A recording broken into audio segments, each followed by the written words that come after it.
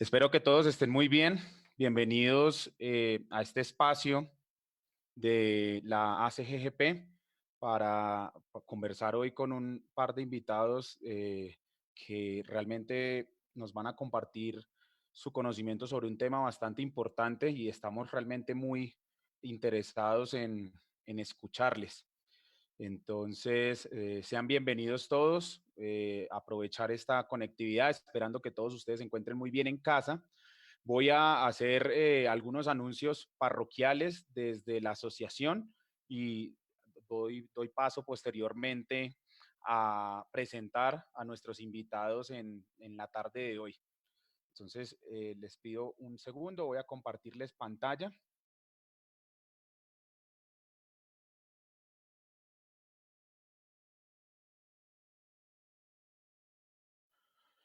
Listo. Entonces, bueno, nuevamente muchas gracias a todos por acompañarnos. Realmente estamos muy complacidos de todos estos espacios que hemos podido tener durante esta época de cuarentena, que realmente nos ha tenido bastante entretenidos, bastante ocupados, asumiendo estos nuevos retos de estar conectados y de, digamos, aprovechar un poco más el tiempo de estar en casa. Entonces, bienvenidos todos a este espacio de ACGGP, nuestra campaña ACGGP en línea, con la que hemos venido desarrollando muchas actividades en esta época de cuarentena y que seguiremos desarrollando, por supuesto, en el futuro. Solo quiero contarles que la Junta Directiva de la Asociación Colombiana de Geología está en funciones. Estamos trabajando fuertemente por diseñar diferentes estrategias y actividades para estos momentos que estamos viviendo. Ya tuvimos nuestra primera reunión oficial con la Junta Directiva y estamos desarrollando, como les digo, varias estrategias. Estamos enfocando esfuerzos en trabajar por los asociados, por los profesionales de geología, de geofísica, de las geociencias, y por cada vez ser un organismo más fuerte, más robusto y que sea apoyo para todos los profesionales de nuestro país. Entonces, solo voy a compartir algunas de las ideas y de las propuestas que hemos venido desarrollando y también compartirles la actualización de nuestro programa de cuarentena con geociencias que llevamos ya haciendo desde inicio de la cuarentena. Entonces, como ustedes saben, pues tenemos una programación confirmada. Hoy, después de este espacio, a las 7 de la noche, vamos a tener esta conferencia sobre sismicidad inducida por fracturamiento hidráulico, bastante interesante, con un estudiante de doctorado de la Universidad de Stanford. Entonces, están cordialmente invitados por este mismo canal. Y mañana vamos a tener dos espacios de conferencia a las 11 de la mañana y a las 4 de la tarde, dos conferencias técnicas bastante interesantes, y a las 6 de la tarde los estudiantes de nuestros capítulos estudiantiles van a liderar este espacio que han denominado Retos de la Generación 2030, a la cual están cordialmente invitados. También compartirles que en los espacios técnicos que estamos diseñando desde la asociación, pues tenemos varias conferencias, conversatorios y cursos confirmados. La próxima semana, el 14 de mayo a las 5:30 de la tarde, vamos a tener la oportunidad de compartir nuevamente con nuestro amigo Héctor Alfonso, además con una conferencia bastante interesante titulada Todo lo que quiso saber sobre exploración sísmica y nunca se atrevió a preguntar. Yo creo que es un espacio de verdad bastante interesante, no solo para nosotros los técnicos, los geólogos, los geofísicos, sino que creo que puede ser bastante útil para todos los profesionales que tengan que ver con la actividad sísmica en nuestro país. El 21 de mayo estamos ya organizando y preparando un conversatorio para reconocer el rol de las mujeres en la industria de los hidrocarburos. Vamos a tener varias invitadas y el conversatorio va a estar moderado por Mayra Vargas, tesorera de nuestra junta directiva, y está programado para el 21 de mayo a las 6 de la tarde. Entonces, les pido que por favor lo agenden en sus cronogramas cada uno. Y también estamos trabajando en el curso técnico en Wellbore Stability que va a ofrecer Sandra Montoya. Ella es profesional en geomecánica de Ecopetrol, con mucha experiencia, con mucho conocimiento. Estamos ya trabajando en las fechas que publicaremos próximamente, y el curso pues va a tener una duración de entre 8 a 10 horas, entonces creo que va a estar bastante completo para interés de todos nosotros. Recordarles que en nuestro canal en YouTube, ACGGP, ustedes encuentran todo el material que nosotros hemos venido desarrollando en el marco de la campaña Ciudad Geológica en Casa, que es una campaña que lo que busca es producir algún material de divulgación en ciencias de la Tierra para ponerlo al servicio de todas las personas que quieran aprender un poco más. Entonces allí van a encontrar, por ejemplo, el video que sacamos la semana pasada sobre el meteorito que extinguió a los dinosaurios, pero también van a encontrar sobre aguas subterráneas, sobre cómo se formaron nuestras cordilleras. Entonces esperamos que puedan visitar el canal, que puedan consultar este material y, ¿por qué no?, puedan compartirlo y divulgarlo con sus familiares y amigos que puedan estar interesados un poco más en aprender algo sobre las ciencias de la Tierra. Recordarles de nuevo la invitación a la conferencia virtual de los muchachos de los capítulos estudiantiles. El propósito de este espacio es discutir los retos que tienen esta nueva generación y aportar con ideas y compromisos en la construcción de esas estrategias que podamos utilizar para asumir todos los retos. Entonces, cordial invitación para todos ustedes. Recordarles que durante esta conferencia nuestro audio y nuestro video va a permanecer apagado para que todo transite de la mejor manera posible. Y cualquier persona que quiera hacer alguna pregunta puede utilizar el chat que va a estar habilitado durante toda la conferencia, y pues le transmitimos a nuestros invitados las preguntas. Además, porque esta transmisión también está siendo presentada por nuestro Facebook Live, ACGGP. Entonces, de esta manera, pues las personas que están conectadas desde Facebook, a quienes extiendo un cordial saludo, también pueden escuchar y estar pendientes de las preguntas y de los comentarios que se hagan acá. Entonces, sin más preámbulo, yo voy a permitirme presentar a nuestros invitados de hoy con el propósito de que aprovechemos pues este espacio al máximo, y agradeciendo por supuesto que ellos hayan aceptado esta invitación. Entonces voy a presentar a Luis Fernando Bastidas. Luis Fernando es abogado de la Pontificia Universidad Javeriana, con especialización en Derecho Administrativo, con maestría en Derecho Económico de la misma universidad y también una maestría en Leyes en Richmond School. Luis Fernando ha prestado sus servicios como abogado en diferentes firmas, ha sido director de asuntos legales en Asomóvil y se trabajó con el Ministerio del Interior como director de consulta previa durante alrededor de unos 2 años, si no me equivoco, Luis Fernando. Y bueno, Luis Fernando tiene mucha experiencia, por supuesto, en este tema de consulta previa y por esa razón nos acompaña el día de hoy. Y también voy a presentar a Juan Carlos Lancheros, que nos acompaña el día de hoy. Juan Carlos también es abogado de la Universidad Javeriana, es especialista en Derecho Constitucional y Ciencia Política del Centro de Estudios Políticos y Constitucionales en Madrid. Tiene un máster en Derecho de los Negocios de la Universidad Francisco de Vitoria y tiene un máster en Argumentación Jurídica de la Universidad de Palermo. Actualmente, Juan Carlos se desempeña como director de la firma Geocontexto. Entonces, quiero darle la bienvenida a ambos, agradecerles nuevamente a tanto Luis Fernando como Juan Carlos por acompañarnos. Yo voy a quitar mi pantalla para que podamos vernos mejor y pueda transitar esto mucho más interesante. Luis Fernando, muy buenas tardes, bienvenido. Juan Carlos, también bienvenido. ¿Cómo están? Robert, buenas tardes. ¿Sí me escuchan bien ahí? Te escuchamos perfecto. Bueno, no, perdón, me adelanto y me adelanto, Juan Carlos. Flover, mil gracias por la invitación. Muy complacido de poderlos acompañar esta tarde. También quiero aprovechar para enviar un especial saludo a Víctor Ramírez, gran amigo, con quien tuvimos la oportunidad de compartir debates en torno a esos temas sociales y de consulta previa, en algunos encuentros, de modo que para él mi reconocimiento de aprecio y amistad. Muchas gracias, Luis Fernando. Juan Carlos, buena tarde, ¿cómo estás? Robert, un gusto, muchísimas gracias. Espero que se encuentre usted y su familia muy bien y lo mismo a todos los asistentes. Muy complacido de estar compartiendo con ustedes en la tarde de hoy.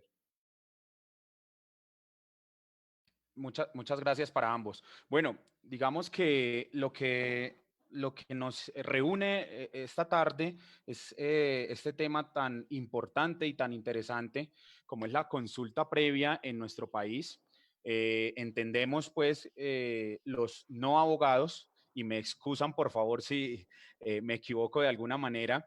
Entendemos que la consulta previa es un derecho fundamental que tienen pueblos indígenas y que tienen grupos étnicos en nuestro país, ¿cierto? Con el propósito un poco de permitirles proteger su territorio cuando se van a realizar proyectos o obras o algún, digamos, ejercicio de desarrollo en las regiones. Entonces, para empezar, y con la disculpa de todos los asistentes, a mí me gustaría que ustedes nos dieran un contexto inicial de qué se trata realmente la consulta previa para que nosotros los geólogos, los geofísicos, los técnicos, que tanto tenemos que ver con esto, pero que de pronto poco estamos empapados, pues tengamos un poco más de claridad sobre el tema, si les parece bien. Perfecto. Juan Carlos, nuevamente le tomo el turno. Hay que reconocer que Juan Carlos es un abogado constitucionalista que no solamente conoce lo operativo, sino lo sustancial y todo lo que se puede conocer de consulta previa, inclusive lo que trasciende al ordenamiento jurídico colombiano, conoce muy bien la normativa internacional en materia de consulta previa. Pero ya no le echo más flores a Juan Carlos. Déjeme, Flor, yo le doy una introducción solo para capturar la atención de todos los asistentes en el país, y esto antes de entrar en materia en explicación en qué consiste la consulta previa. Pero es que quiero capturarle la atención con estas cifras para que vayamos entendiendo la dimensión de lo que hay detrás de las consultas previas como procedimiento, pero también como fenómeno país. Cuando tuve a mi cargo la dirección de la Autoridad Nacional de Consulta Previa, administrábamos más de 10.200 procesos de consulta previa. Y de esos 10.200 procesos de consulta previa, cerca de 1.600, 1.600, dentro de esos 10.200 procesos de consulta previa, habían cerca de 1.600 proyectos de inversión. Esto para referir que hoy día hay más de 1.000 proyectos de inversión que se encuentran adelantando el proceso de consulta previa y esperando poder concluirlo para continuar hacia la obtención del licenciamiento ambiental o, cuando no se requiere licencia ambiental, poder continuar las demás fases de puesta en marcha del proceso. Entonces, la consulta previa en Colombia se volvió un fenómeno trascendental para toda la inversión privada del país. Cuando digo toda la inversión privada del país, me refiero a infraestructura, carreteras, puertos, aeropuertos, hidrocarburos en todas sus fases, minería en todas sus fases. Inclusive llegamos a ver que también se analizaban proyectos de palma de aceite, proyectos de disposición de residuos sólidos e inclusive proyectos inmobiliarios. Eso inclusive nos llegó a sorprender. No hay un catálogo de proyectos que estén sometidos al deber de consulta previa, sino que como no tenemos una ley de consulta previa en Colombia que defina cuáles son las materias, las industrias, los sectores, las actividades que de manera específica están sometidas al deber de consulta previa, que eso no existe en el país, ha sido la jurisprudencia constitucional la que ha dado desarrollo al convenio 169. Y lo que ha dicho es que toda actividad humana que tenga la potencialidad o la virtualidad de generar una posible afectación directa a comunidades étnicas debe adelantar proceso de consulta previa. Y eso es lo que se hace desde la dirección de la Autoridad Nacional de Consulta Previa. Estudiar los proyectos que se presentan a consideración, independiente de su naturaleza. Ya he hecho mención pues, de la multiplicidad de proyectos que se abordan y que se estudian en la dirección de la Autoridad de Consulta Previa. Y pues haciendo unos estudios de orden técnico, a veces involucrando aspectos jurídicos, se llega a la determinación que ese proyecto debe ser sometido a un proceso de consulta previa. Otra cifra que llama la atención es que a la semana, entre 100 y 150 personas comerciantes o empresas se acercan a la dirección de la autoridad de consulta previa a obtener ese pronunciamiento para que se le determine si sobre su proyecto hay o no que hacer proceso de consulta previa y con qué comunidades étnicas hay que hacerlo. Entonces, quería empezar la charla dándoles pues esta dimensión del fenómeno país que esconde el asunto de la consulta previa en Colombia, que lleva inmerso aspectos propios de los derechos humanos, que lleva inmerso por regla principal la participación como máxima expresión democrática del Estado colombiano, la posibilidad de que las comunidades étnicas conozcan de los proyectos que se van a llevar a cabo en los territorios en donde ellos adelantan sus prácticas sociales, económicas, su cotidianidad. Luego, el fenómeno consulta previa, pues es una materia del derecho que ha cobrado una relevancia trascendental y, desde luego, conlleva un impacto en la cifra macroeconómica, pues de unos niveles absolutamente gigantes. Juan Carlos, si quiere, me ayuda complementando ya desde el punto de vista sustancial y para seguir en línea de lo que nos pregunta Flover, ¿qué es la consulta previa? ¿Qué es eso? Muchas gracias, Luis Fernando. Muchas Sigue, Juan gracias. Carlos. Esta conferencia quedó corta porque ya Fernando dijo todo lo que yo iba a decir, ya me quedé sin qué contar.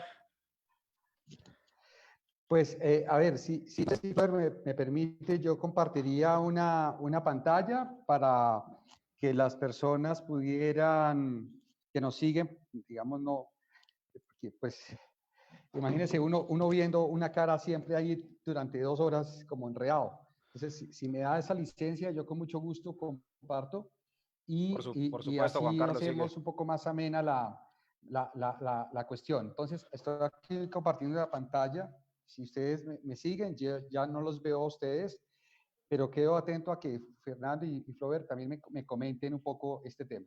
Ya estamos viendo tu pantalla. ¿Qué es Perfecto. Entonces, cuando estamos hablando de consulta previa, ¿a qué nos estamos refiriendo? ¿Qué es lo que dice básicamente la normativa? Dice una cosa muy sencilla. Es el derecho que tienen las comunidades étnicas, pues en general la norma estamos hablando aquí fundamentalmente del convenio 169, nos señala, habla de comunidades indígenas,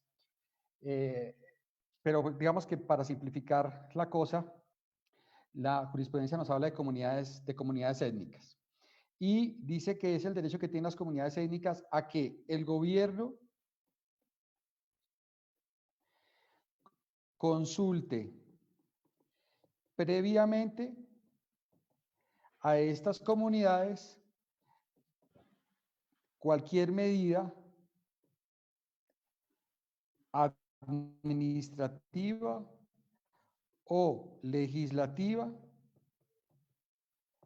que sea susceptible de ¿qué?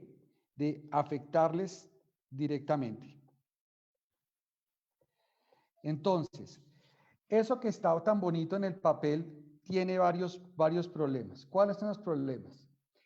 Primero, ¿cuáles son las comunidades étnicas? Es decir, usted solamente basta para definir una comunidad étnica que usted diga, oiga, yo soy afro, yo soy gitano, yo soy indígena, yo soy raizal, o se requiere que además de venir de esta raza, conserve ciertos usos, ciertas costumbres.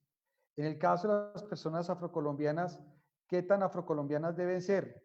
¿Cómo se distingue que una persona sea afrocolombiana? ¿Por el color de la piel? ¿Qué tan morena es su piel o no? O si conserva sus usos y costumbres ancestrales de las tribus que vinieron del África, por ejemplo. En el caso de los indígenas, ¿qué tan enraizados están con sus usos y con sus costumbres?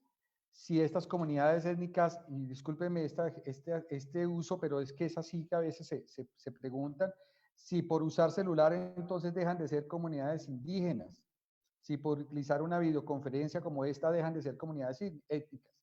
Y lo pongo aquí en consideración, pues porque el Ministerio del Interior planteaba la posibilidad de hacer consultas previas a través de medios virtuales. Por ejemplo, si conservan el idioma, ¿qué pasa si no conservan el idioma? Si usted lo ve en la calle, usted dice, ¿esta persona es indígena o no lo es? Entonces, ¿quién es una comunidad? ¿Quién pertenece a una comunidad étnica? ¿Cómo se caracteriza? Dos, el gobierno. Entonces, por ahora, el problema está medianamente resuelto porque es el gobierno nacional a través de la Dirección de Autoridad Nacional de Consulta Previa la que hace las consultas previas, pero tenemos dificultades porque pues a veces es la alcaldía directamente o las corporaciones autónomas quienes hacen las consultas, cuál es el rol de la Procuraduría, eventualmente de la Defensoría del Pueblo, la policía, en fin, hay distintas dificultades que se pueden llegar a presentar, cómo los jueces pueden participar o no, si pueden dar órdenes, no, bueno. Tercero, que consulte previamente. Entonces, ¿qué es previo? ¿Se remonta hasta la fecha del Big Bang o desde la creación del planeta o como usted lo decía ahorita, desde el meteorito que impactó aquí a los dinosaurios o desde el momento en que se concibe el proyecto o desde el momento en que ya se asigna o se adjudica un proyecto y una licencia y entonces, bueno, vamos a comenzar a hacer labores de prospección, etcétera, etcétera, o de exploración o de sísmica, o desde el momento en que ya sabemos que efectivamente hay lo que estamos buscando y entonces vamos a arrancar. ¿Qué es lo previo? Y sobre todo porque en estas previas a veces ocurre que nunca se hizo y entonces hay consultas que son concomitantes, es decir, simultáneas a los procesos de exploración o de explotación, o luego consultas que son posteriores. Entonces ya estamos en plena explotación y entonces aparece una comunidad étnica.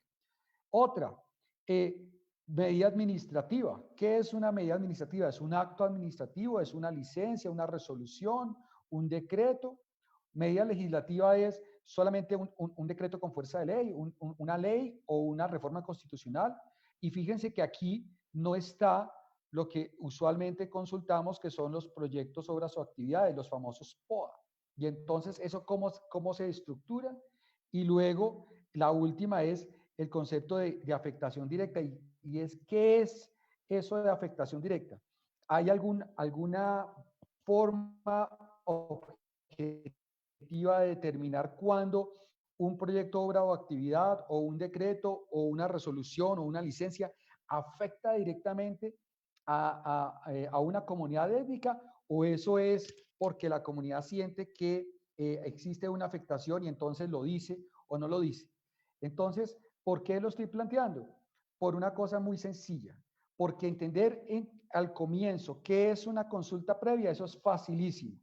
Es el derecho que tienen las comunidades étnicas a ser consultadas cuando quiera por el Estado o por el gobierno, pues, y luego miraremos matices, cuando quiera que vayan a expedir una medida legislativa o administrativa que sea susceptible de afectarles directamente. Eso lo repite cualquier persona. ¿Cuál es el problemita? El problemita está en que todos los elementos que conforman el concepto de consulta previa son problemáticos. Como bien lo decía Luis Fernando, digamos que tienen un margen de interpretación muy amplio. Entonces, como decía muy bien Luis Fernando, pues tenemos un problema y es que en este momento no existe una ley que regule la consulta previa. Y eso tiene una historia muy bonita. No existe una ley. Existe el derecho y con algunas líneas, unos elementos que están contenidos en el convenio 169, pero no hay más. Entonces, ¿qué ha sucedido? Que desde 1999 en adelante, sobre todo, la Corte Constitucional ha ido desarrollando paulatinamente este derecho que al comienzo se entendía como un derecho colectivo normal y luego se convirtió en un derecho colectivo de orden fundamental, y entonces, al ser un derecho fundamental, la Corte Constitucional ha tirado línea, pues ha abierto el campo de la acción de tutela, y por vía de las acciones de tutela ha expedido un poco más de 150 tutelas, pues ahí las tenemos enumeradas, dependiendo incluso del tipo, y casi 200, pues mucho más de 150, casi 200 tutelas, y ha tirado línea en orden jurisprudencial de cuál es el derecho. Y entonces, pues tenemos un montón de sentencias y nadie tiene tiempo para leerse sentencias de 30, 40, 50, 60, 80, 100, 200 páginas, y se sacan frases, se descontextualizan de las sentencias, afirmaciones, y entonces, pues imagínense, si tenemos el problemita de interpretar un artículo que se resume en 2 líneas, imagínense el problema para interpretar cientos de páginas de sentencias de la Corte Constitucional que dicen y tiran líneas sobre qué es la consulta previa. Entonces, básicamente ese es como el panorama. Entonces, lo planteo así muy fuerte desde el comienzo para que las 45, 48 personas que están aquí se queden hasta el final y poderles dar al final algunas luces porque sí las hay bastantes, de pues hasta dónde la Corte y en general pues la actividad de la Dirección de Autoridad Nacional de Consulta Previa ha ido resolviendo un poco estas zonas grises, y pues ya está, Flover, eso es lo que le puedo contar. Perdón, yo complemento algo. Se puede explorar en tratar de definir muchos elementos que se integran a la definición de consulta previa. Pero sí tenemos certeza de lo que no es la consulta previa. Eso se lo quiero dejar como mensaje a la audiencia. La consulta previa no es un espacio de negociación, es un espacio que por naturaleza y por finalidad no consiste en negociar sumas económicas o pecuniarias, no consiste en un ejercicio de transacción económica y mucho menos de derechos. Es un espacio de participación cuya finalidad es alcanzar acuerdos sobre los posibles y futuros impactos que ese proyecto puede tener sobre el territorio y las comunidades, protocolizando esos acuerdos, definiendo esos acuerdos para la prevención, para la mitigación, para el control de esos posibles impactos y en última instancia para su compensación. Eso quiere decir que la consulta previa es un diálogo intercultural, no es un espacio de comerciar intereses, tampoco es un espacio de reivindicación de derechos políticos. No obstante, a través del espacio de consulta previa, a través de la participación, se aseguran una serie de derechos que se relacionan con el derecho a la vida, con el derecho a la salud, etcétera, etcétera. Pero quiero dejar ese mensaje, no es un espacio de negociación. Luis Fernando, muchas gracias y muchas gracias también a Juan Carlos por esa introducción tan importante. Quiero resumir rápidamente lo que me quedó para hacerles la siguiente pregunta. Entonces, básicamente, consideramos que las bases de la consulta previa son que es un derecho de carácter colectivo, ¿cierto? Fundamental, colectivo fundamental. Colectivo fundamental, correcto. Que se realiza, digamos, a través de procesos públicos, digamos, apalancando o garantizando más bien el debido proceso, ¿cierto? Que se hace de manera previa a, digamos, cualquier decisión que se tome sobre el proyecto que se vaya a realizar y que de alguna manera vaya a afectar a la comunidad pues, en donde se desarrolle. Y creo que hay un punto importante y es que durante todo el proceso debe garantizarse un acceso a la información, digamos, una transparencia en la comunicación de la información que digamos que atañe al proyecto y que de alguna manera puede dar luces sobre el impacto o no que pueda tener el proyecto. ¿Es correcto? Así es. Juan Carlos, déjeme ahondar un poquito más sobre el concepto de afectación directa, porque la explicación que voy a dar conecta muy bien con la pregunta en el sentido de revelarles el alto contenido de carácter técnico que se vive dentro de las consultas previas.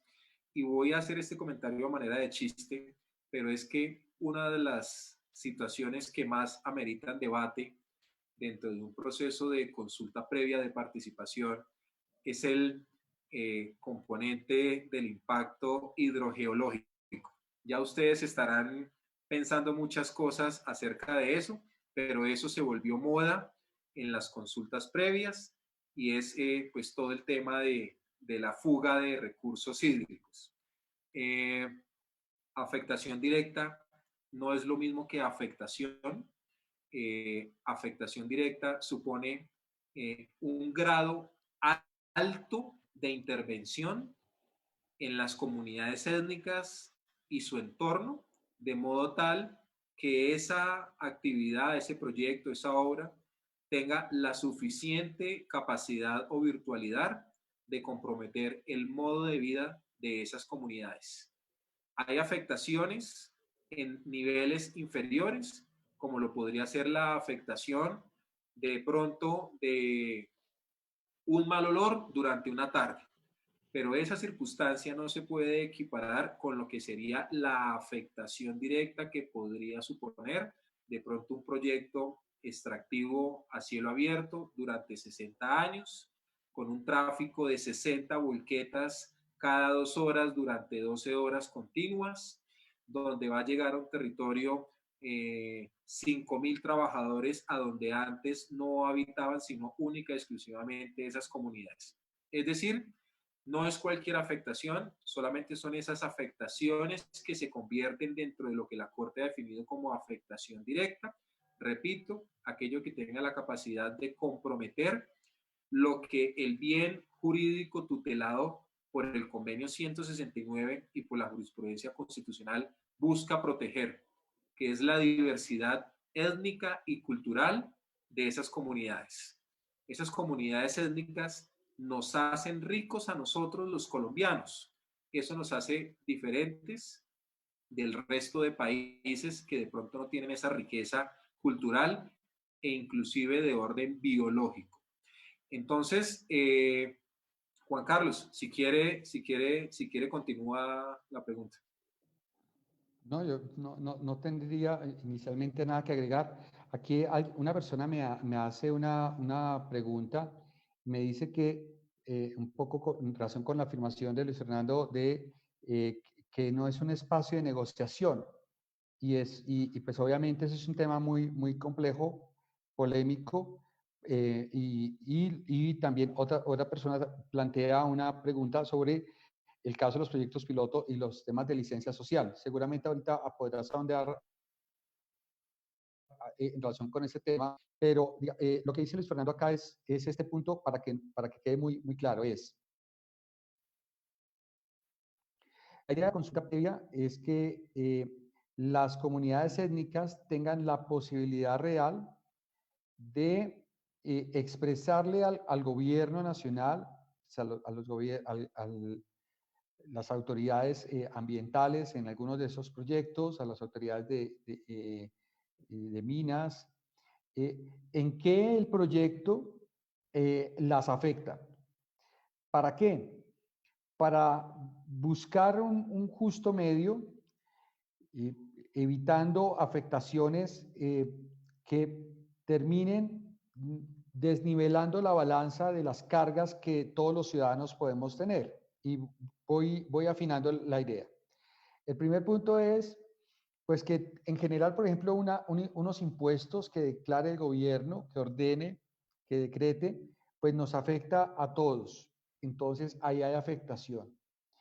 Pero si se construye o se desarrolla un proyecto que en particular supone una carga, no sé, una explotación de carbón o una explotación de una ladera que contiene, qué sé yo, arena, y eso, por ejemplo, genera un polvillo.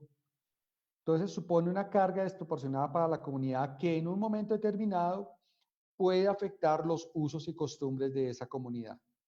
Entonces, lo que se busca con la idea de la consulta, con este derecho fundamental que es la consulta, que se protege hoy por hoy a través de la acción de tutela, es que antes de adelantar el proyecto, el ejecutor del proyecto, junto con el gobierno y pues con las comunidades, encuentren una forma de hacer las cosas que mitigue los daños, que los evite en lo posible, o que cuando se puede, es decir, sea inevitable, existan mecanismos de compensación para que la comunidad pueda seguir desarrollando sus usos y costumbres como los estaba haciendo hasta antes del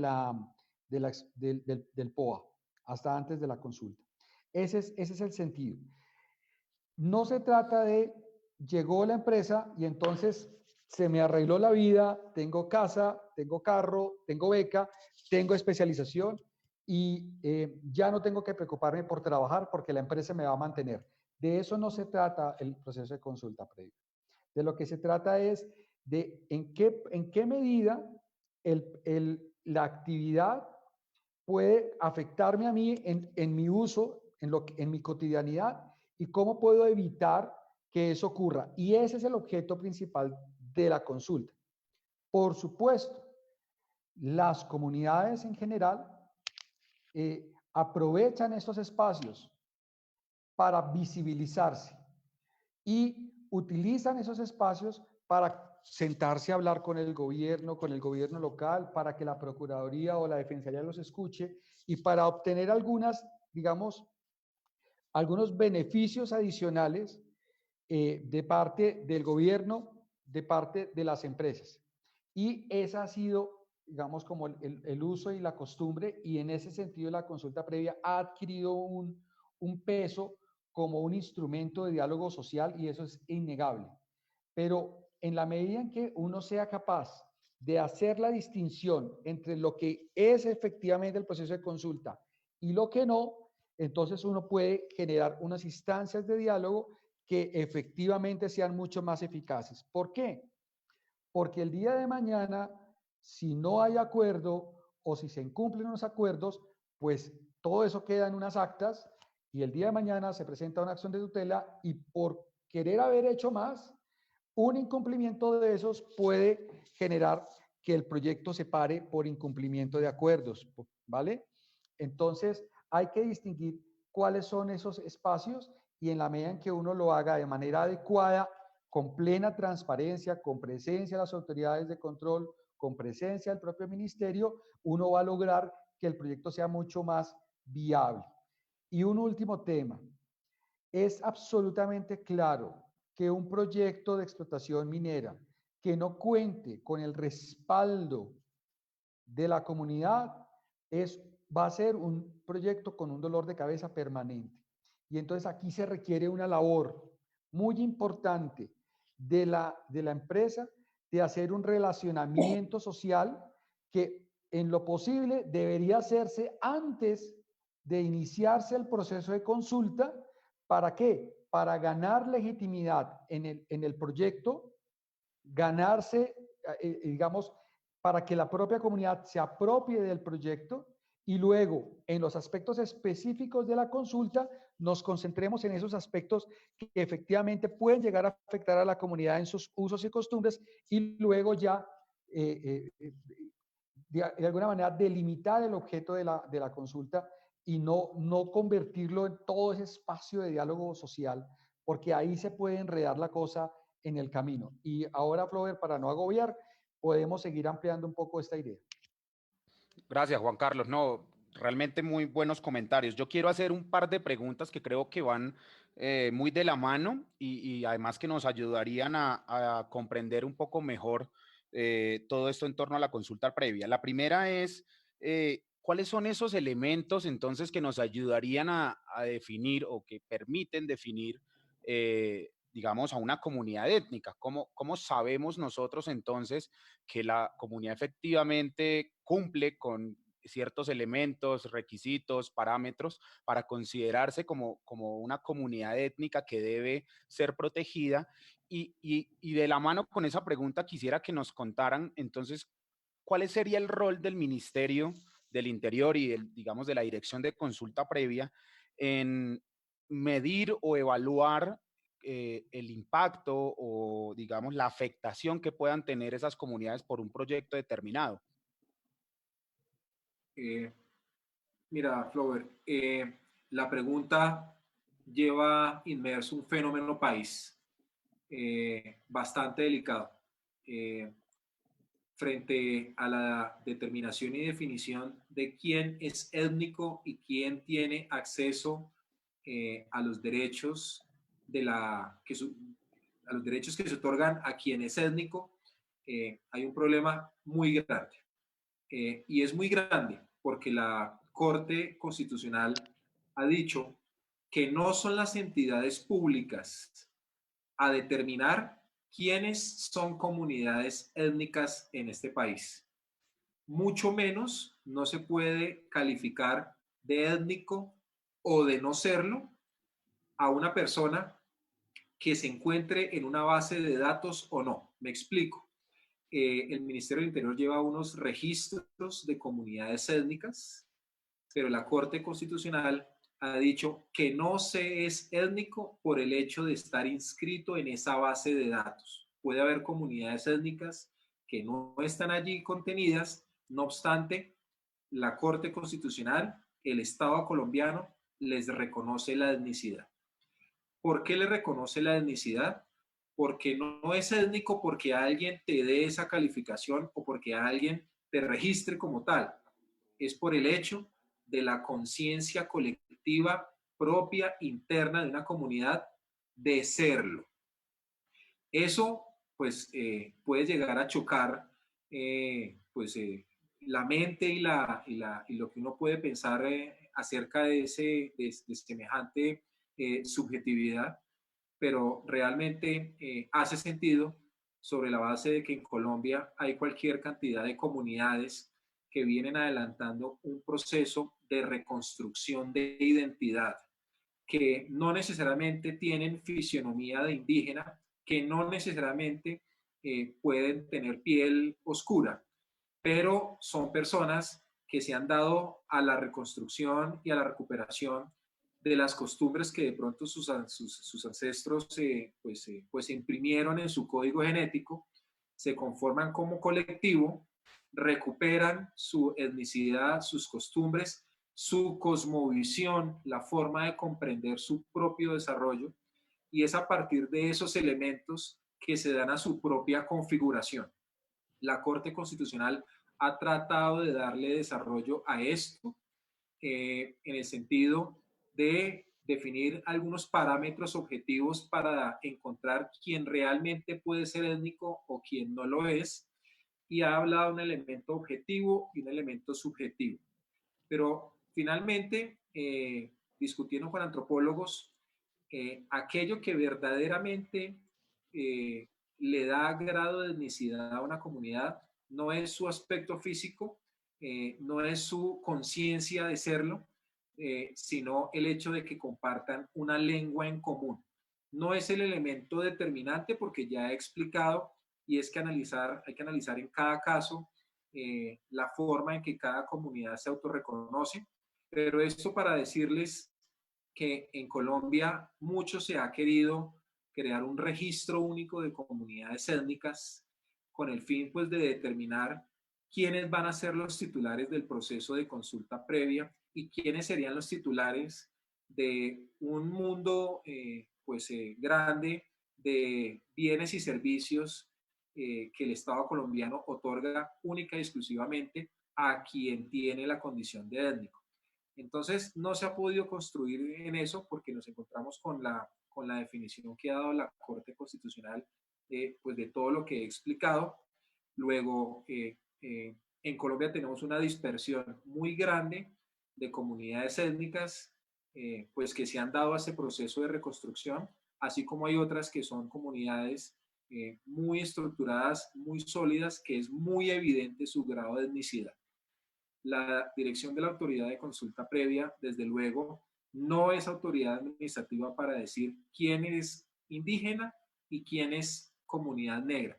Ya lo he explicado, ninguna autoridad administrativa en Colombia puede señalar quién lo es y quién no lo es. Lo que sí sucede es que el Ministerio del Interior, no desde la dirección de consulta previa, sino desde la dirección de comunidades indígenas, adelanta unos estudios etnológicos, pues que tardan inclusive hasta años, que revisan internamente esas comunidades y finalmente adquieren pues el registro de comunidad étnica pues plenamente establecida, pero porque sobre ella se ha hecho un estudio. No quiero adentrar en esa materia porque eso ya es entrar en derecho sustancial étnico y lo que se desprende de ese reconocimiento que da la Dirección de Asuntos Indígenas, pero cierro la idea. En Colombia, Flover, si cogieras el mapa de Colombia, esto es bastante interesante, uno se da cuenta que si cogieras el mapa de Colombia y le pusieras un chinche a cada comunidad étnica en Colombia, el 70% del mapa de Colombia queda señalado. En Colombia hay una altísima cantidad y número de comunidades étnicas que uno realmente no alcanza a imaginarse. Muchas gracias, Luis Fernando. Juan Carlos, ¿tú quieres agregar algo en esta pregunta? Pues a ver, aquí para que ustedes vean un poco la complejidad, Luis Fernando habló de estos criterios subjetivo y objetivo. Los criterios subjetivos es efectivamente que la persona se reconozca, diga, yo soy indígena, yo soy raizal, yo soy afro. Eh, eh, y la otra, pues unos elementos objetivos que usualmente están asociados a un territorio. Es decir, que esa comunidad desarrolla sus usos y costumbres en una determinada zona del país y en un área geográfica. Y entonces, evidentemente, ahí hay unos temas súper interesantes porque pues las comunidades se mueven, es decir, no se quedan estáticas, no están específicamente atadas a un área en particular, Robert. Y entonces, ¿esto qué hace?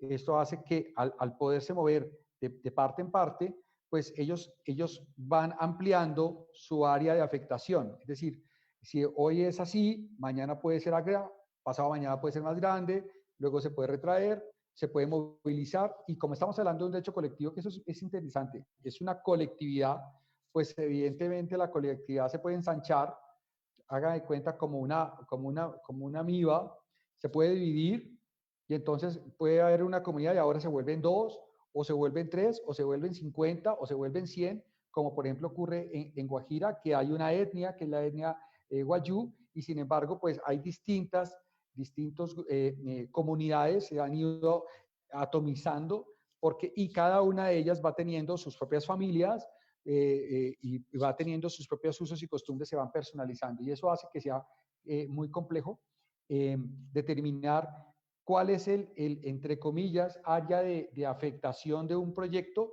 y cómo efectivamente esa área de afectación impacta el área de influencia de un proyecto y cómo afecta a una o más comunidades étnicas que además se van moviendo. Entonces, ahí es muy importante en esos casos que efectivamente existan unos estudios en terreno que efectivamente las las empresas puedan hacer un análisis, no solamente una cartografía social, sino efectivamente todo un análisis de terreno para consultar cuáles son las comunidades que están, cuáles son los usos y costumbres, etcétera, etcétera, para poder detectar efectivamente con antelación, poderlo documentar, cuáles son las comunidades étnicas que pueden llegar a ser afectadas. Y pues efectivamente me preguntaron ahorita, ¿quién es la última autoridad para determinar si efectivamente una persona pertenece a una comunidad étnica o no? Pues si bien el Ministerio del Interior tiene una posibilidad importante porque existen unos registros y unas caracterizaciones, al final termina siendo un juez de tutela el que determina, oiga, venga, este grupo de personas que se define o que se reconoce como indígena, que tiene sus usos y costumbres, son efectivamente comunidades étnicas susceptibles de ser afectadas por este proyecto. Listo, Juan Carlos. No, muy interesante. Yo quiero adentrarme ahora un poco en, digamos, el título que le pusimos a este espacio, ¿cierto? Que mencionaba un poco los retos y las oportunidades de este proceso.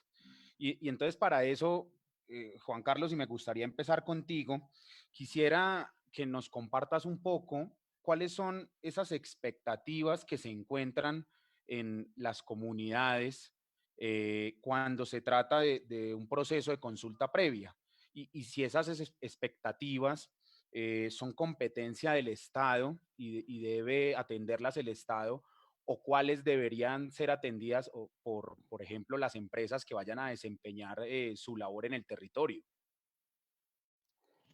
Eh, de esas preguntas que uno diría, no, ¿por qué no le preguntó primero a Luis Fernando? Menos mal no me la tiró a mí. Pero pues, nada, se agradece. No, mentira. Yo creo que aquí hay que tener en cuenta un punto clave, y es que, como lo mencionábamos ahora, este es un estado que no siempre está presente en el territorio. Este es un estado, el estado colombiano tiene sus grandes ventajas, cosas muy buenas, pero hay otras en donde efectivamente el estado no llega como debiera llegar a todas las instancias del territorio nacional. Y resulta que una comunidad que ha sido olvidada, desconocida, nadie se acuerda de ella, de pronto, de un momento para otro, termina siendo importante porque se va a desarrollar un proyecto a pocos metros. Entonces, ¿qué es lo que siente esa comunidad? Pues la primera posibilidad es decir, oiga, venga, yo existo para el Estado, ahora me necesitan, ahora ya soy importante, entonces voy a por fin tener una voz, alguien me va a poder escuchar y entonces en ese orden de ideas, pues evidentemente las expectativas de la comunidad son muchísimas. ¿Por qué? Porque nunca han tenido o en pocas ocasiones han tenido al Estado escuchándolo o lo han tenido parcialmente. Entonces, las reivindicaciones sociales que las comunidades esperan en estos procesos de consulta previa son grandísimas, es decir, son todas, que se les resuelva en muchos aspectos la vida. Y como básicamente los están llamando en desarrollo de un proceso que es el proceso de consulta, todo lo asocian al derecho a la consulta previa. Y ahí por eso parte de lo que conversaba Luis Fernando ahora es que es muy importante que las empresas, antes de que la consulta previa sea el primer paso de acercamiento con las comunidades, casi que entre comillas, y lo digo entre comillas para que no se me vaya a descontextualizar, debería ser el último. Es decir, el trabajo de la empresa debe ser tan importante conociendo la zona, conociendo los líderes sociales, conociendo las comunidades, que ya tenga completamente caracterizada, que haya hecho un trabajo con la comunidad para ganar la legitimidad del proyecto, y hablo de la legitimidad social, que la comunidad diga, oiga, qué bueno que llegó esta empresa, qué interesante que vamos a tener oportunidades de trabajo, qué interesante todo esto, y después le dicen, oiga, es que usted además tiene un derecho que es un derecho fundamental, la consulta previa. Entonces ya la comunidad va un poquito diferente y dice, oiga, venga, listo, vamos a evacuar un poco esta instancia de participación, porque a mí lo que me interesa es que el proyecto arranque porque los beneficios sociales, los beneficios económicos de toda la región van a ser muy importantes. Entonces, eso es un poco el cambio de chip para que efectivamente no se ponga la consulta como el primer paso, sino al revés, que sea como el último paso, pero de una cadena de pasos que supone todo un proceso de legitimación por parte de las empresas y un acercamiento con la comunidad. Y cierro con eso. En muchas ocasiones las empresas son la cara del Estado. Y pues uno diría, pero ¿cómo así? Pues es que desde el punto de vista de las comunidades ven que se acerca la empresa y entonces dicen, vino el Estado. Y entonces comienzan todas las reivindicaciones sociales económicas. Lo digo por esto, porque en muchas ocasiones efectivamente la labor del Estado no llega. Entonces, es normal que las comunidades efectivamente tengan una gran cantidad de expectativas de que me construyan una pequeña escuela, de que me mejoren el acueducto, de que me hagan llegar un poco de infraestructura, que me ayuden con unos cultivos, unos distritos de riego, bueno, N temas. Y es normal, pero justamente el proceso de acercamiento de la empresa debe ser tal que debe buscar empujar y ayudar al Estado, y sé que es una cosa rara, pero decirle, oiga, Estado, venga, me acompaña, Estado, venga, me acompaña, porque el problema es que cuando luego la empresa termina su proceso de explotación años después, la empresa se va y la comunidad queda nuevamente invisibilizada. Y eso es lo que no puede ocurrir. Lo que debe ocurrir es que si bien la empresa puede asumir en un momento determinado, por distintas razones, unos procesos de responsabilidad, de asumir, de apoyar a la comunidad, de empoderarla, de formar líderes, de hacer un montón de cosas, tiene necesariamente que decirle al Estado, venga, señor Estado, usted también tiene unas responsabilidades acá, venga, señor alcalde, venga, y eso, pues evidentemente es un trabajo muy importante que deben hacer los distintos responsables de la empresa con las distintas autoridades locales y nacionales, y es evidentemente un tema que hoy por hoy no está plenamente resuelto. Depende del talante de los responsables de cada empresa. Gracias, Juan Carlos. Luis Fernando, ¿tú quieres agregar algo? Sí, en estricto sentido, cuando uno lee el convenio 169, la responsabilidad de adelantar los procesos de consulta previa, adelantar es realizarlos y responder por ellos, e interlocutar con las comunidades. Le corresponde al Estado colombiano. Sin embargo, la forma en que se desarrolló la consulta previa en Colombia, pues le entregó gran parte de esa responsabilidad a las empresas, y eso es la forma en que hoy practicamos la consulta previa. Hemos querido hacer algunos ajustes en ese sentido en el proyecto de ley de consulta previa que justamente trabajamos con Juan Carlos, pero la realidad es que hoy día las comunidades étnicas las comunidades étnicas tienen que tener como interlocutor principal a las empresas. Eso no impide que el Estado, a través de sus entidades y organizaciones, no tengan la responsabilidad hoy día de acompañar al sector privado. Ese es el deber ser. Lamentablemente, esto no es posible, y es entendible por pura y física falta de adecuación institucional, de creación de equipos internos de trabajo que tengan la expresa función de acompañar los procesos de consulta previa junto a las empresas. Eso era lo que yo más como director hubiera querido, que cuando se hacía un proceso de consulta previa no solamente estuviera la empresa, el funcionario de la dirección de consulta previa, la comunidad, usualmente va la Procuraduría y la Defensoría, sino que también estuviera la unidad de planeación mineroenergética, que de pronto estuviera el ANLA, que de pronto estuviera el Ministerio de Ambiente, el Ministerio de Salud, el Ministerio de Educación, porque la realidad es que aun cuando la consulta previa no está concebida para que la comunidad étnica encuentre formas de satisfacción de necesidades insatisfechas a cargo del Estado colombiano por muchos años en que ha tenido ese vacío, pues como lo dijo Juan Carlos, la realidad es que está sucediendo.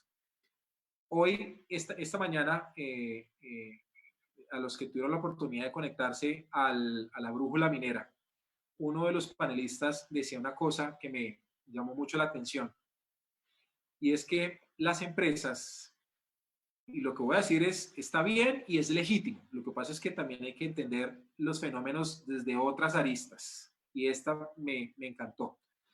Las empresas han llevado la consulta previa, desde luego las comunidades también pues han permitido que ello ocurra de esa manera, pero principalmente la consulta previa se ha llevado hacia la medición de las formas o la cuantificación de todo aquello que el sector privado le ha dejado a esa comunidad como forma de compensación de esos futuros y posibles impactos.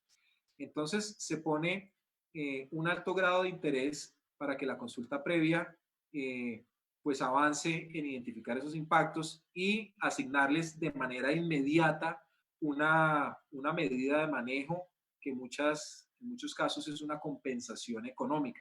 Pero decía esta mañana una persona, es posible que esa comunidad no esté dispuesta a entrar al inicio de esa consulta previa a discutir el impacto propiamente dicho. Muy seguramente es el momento para que esa comunidad pueda decir, no tengo escuela, no tengo agua, tengo 15 niños desnutridos, y a la final fíjense cómo nada de eso tiene que ver de manera directa con un proyecto que ni siquiera existe y que tan solo está en proceso de consulta previa para poder avanzar con su licenciamiento. Entonces, quiero rescatar una idea que Juan Carlos ya dijo, y es que la consulta previa es solo un momento dentro de ese gran momento de relacionamiento social que debe empezar mucho antes, inclusive del momento en que se le pide a la autoridad de consulta previa su pronunciamiento de si procede o no la consulta previa. Los procesos de consulta previa que son exitosos es porque la empresa ha tenido la sabiduría de ir al territorio, inclusive años antes, meses antes de acercarse a la dirección de consulta previa y saber si tiene o no que hacer consulta previa, e inclusive mantienen ese relacionamiento cuando la consulta previa ya se le ha dado cierre. Entonces, me cae como anillo al dedo pues el punto que estoy desarrollando, porque aquí vi a alguien que hablaba de licencia social. Y es que esta mañana, pues donde estaba todo el sector, diría yo, minero energético presente, no sé si Flover tiene la misma conclusión, pero el tema trascendental para la industria mineroenergética y para otras industrias, he dicho también de infraestructura, por poner un ejemplo de las muchas otras industrias, es cómo le van a hacer para poder tener una operación estable en el territorio sin que las comunidades étnicas, pues desde sus necesidades insatisfechas, pues generen conflictividad social tratando de encontrar solución a sus problemas. Allí se viene un reto gigante. En términos generales, eso es lo que se conoce como licencia social, el acercamiento de recuperación y de ganancia de confianza con el territorio.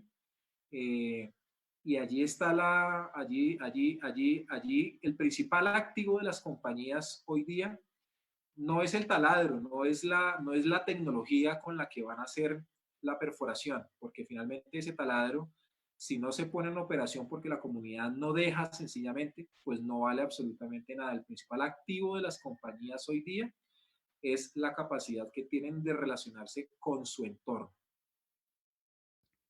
De acuerdo, Luis Fernando, muchas gracias. Sí, digamos que yo celebro profundamente lo que pudimos ver hoy en los resultados de la brújula minera, porque se resaltaba como objetivo principal tal vez y fundamental del relacionamiento comunidades e industria, el hecho de que la licencia social sea el foco principal y que la comprendamos definitivamente como lo que es realmente en términos de entender las percepciones que tienen comunidades, grupos de interés con, digamos, la legitimidad que pueda tener un proyecto, ¿cierto?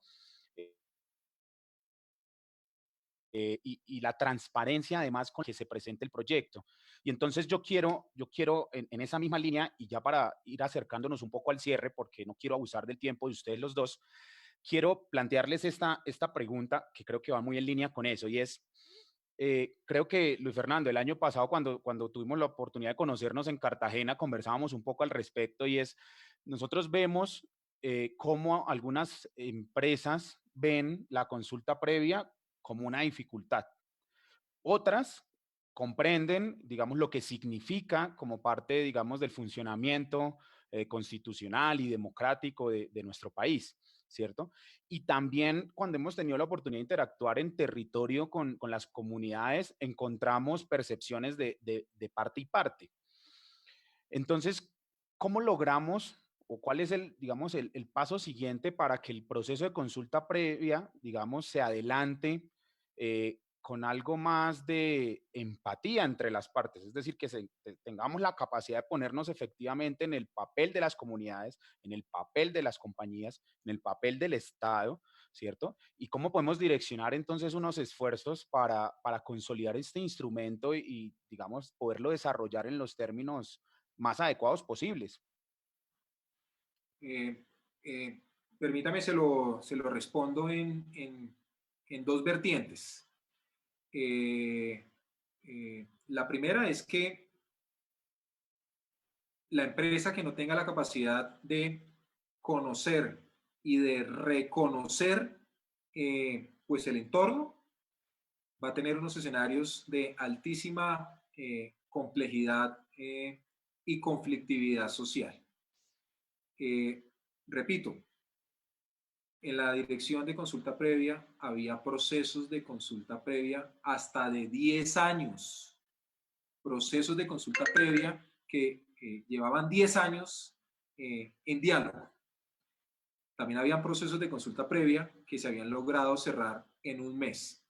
Entonces, cuando uno trata de revisar qué fue lo que pasó ahí, pues lo único que encuentra es que en el caso de la que duró un mes, pues una compañía que cuando quiso intervenir en el proceso de consulta previa, pues tenía una relación de vecindad y de amistad con esa comunidad o comunidades de tiempo atrás. Hablando con alguien en La Guajira, le decía yo, ¿qué expectativa tiene usted de la nueva directiva presidencial que va a regular el procedimiento de consulta previa? ¿Le tiene miedo? ¿Usted ve en eso un problema? ¿Usted qué opina de eso? Me decía, me es absolutamente indiferente qué va a decir esa directiva. ¿Cómo así? Si ese es el protocolo de conducta que se sigue en un proceso de consulta previa. Y me decía, es que cuando yo me siento en un proceso de consulta previa, la compañía tiene por política el reconocimiento de su contraparte desde todas sus dimensiones.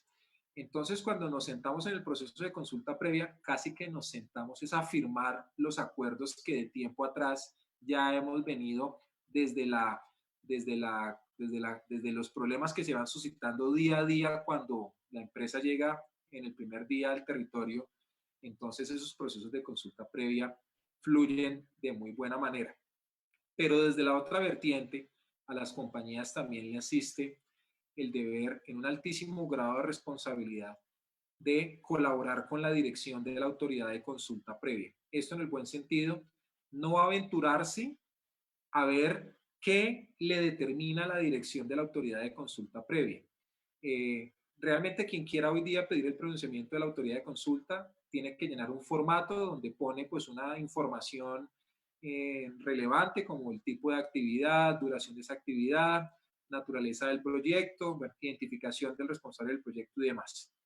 Y con eso trabaja la dirección de la autoridad y con eso se hacen los estudios de posibles afectaciones directas para determinar la procedencia de la consulta.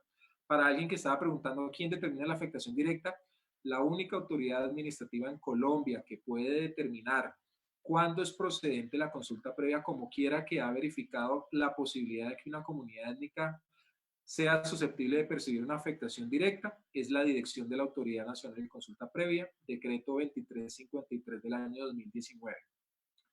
Pero, nuevamente volviendo al punto de la segunda vertiente que estoy diciendo, a las empresas les asiste el deber de dotar de información más amplia que la misma autoridad administrativa dispone al momento de solicitar ese pronunciamiento. Eso demanda una mayor carga argumentativa de las empresas, con el hecho de que este año ya no existe la certificación de presencia de comunidades. Eso fue eliminado a partir del 1 de enero. Eso ya no existe. Lo que tenemos es una resolución que determina la procedencia de la consulta previa. Pero para que ese pronunciamiento de la autoridad de consulta previa refleje la verdadera realidad del territorio en términos de cuáles sí son las comunidades étnicas que merecen acceder al procedimiento de consulta previa, las empresas, tienen que coadyuvar con la administración y de ahí tan importante la asistencia técnica que ustedes, los geólogos y los geofísicos, pueden aportarle al tema de consulta previa. Cuando yo, empresa, le estoy tratando de acreditar a la autoridad de consulta que sí tengo que hacer consulta previa, pero solo con dos comunidades y no con 10, porque hay empresas que son conscientes de su responsabilidad y acuden ante la autoridad para que se les reconozca que sí tienen que hacer consulta previa, porque donde la autoridad se equivoque y diga que no procede la consulta previa, el problema le queda a la empresa. Entonces, cuando esas empresas se acercan ante la dirección de la autoridad de consulta previa a acreditarle, eso tiene un altísimo componente de convencimiento técnico. Y eso pasa por las ciencias de la geofísica, de la ingeniería ambiental, e inclusive hasta de la medicina. Entonces, cuando Flover me invitaste a dar esta charla, yo te dije que podíamos estar hablando de las oportunidades que para tu sector o para la gente pues que hace parte de tu asociación, el mensaje que les quiero transmitir, la consulta previa está en este momento en construcción, no solamente procedimental, sustancial, sino también institucional, y es una oportunidad gigante para que ustedes, las personas que tienen el conocimiento técnico, y vuelvo a mi ejemplo chistoso del tema de la hidrogeología, era que lo veía bastante, y realmente todo el mundo termina opinando de que por poner una antena de telecomunicaciones se va a acabar el agua. Bueno, pues es un momento para que en los procesos de consulta previa, la asistencia técnica que ustedes puedan dar a las empresas como oportunidad inclusive laboral es gigante. Repito, en Colombia hay 10.200 procesos de consulta previa. Esto supone que allí hay una necesidad gigante de asistencia técnica, sobre todo en estas materias pues, que ustedes estudian y conocen, como lo son todas aquellas que se vinculan con el impacto en el ambiente, en los ríos, bueno, es decir, en el recurso natural. Luis Fernando, muchas gracias. Juan Carlos, nos gustaría escuchar tu opinión y de esta forma nos acercamos pues al cierre de este espacio.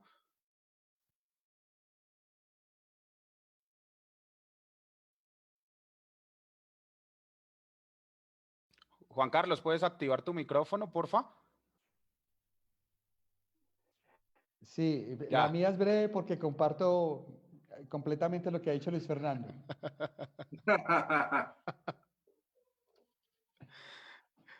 Perfecto.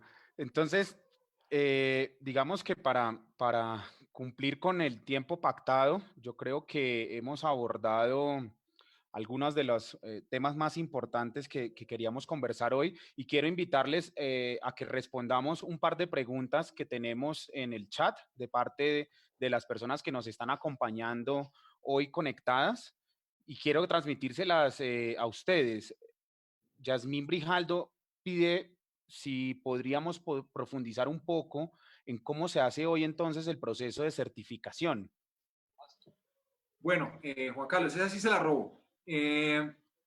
Pues lo primero que te diría es que no existe hoy día proceso de certificación. La certificación de presencia de comunidades étnicas desapareció en el ordenamiento jurídico colombiano con la expedición del decreto 2353 del año 2019, por medio del cual se le cambió la competencia a lo que era la Dirección de Consulta Previa, hoy Dirección de la Autoridad Nacional de Consulta Previa, de certificar la presencia de comunidades. En su lugar, la competencia, si lees el decreto, hoy día lo que dice es determinar la procedencia de consulta previa. En estricto sentido, lo que sucedía con esa certificación de presencia de comunidades era eso, determinar la procedencia. Pero la palabra certificación y la palabra presencia estaban generando un fenómeno negativo país. ¿Por qué? Realmente cuando las empresas pedían la certificación de presencia de comunidades, no pretendían que la dirección de consulta previa les dijera si en el territorio habían o no habían comunidades étnicas.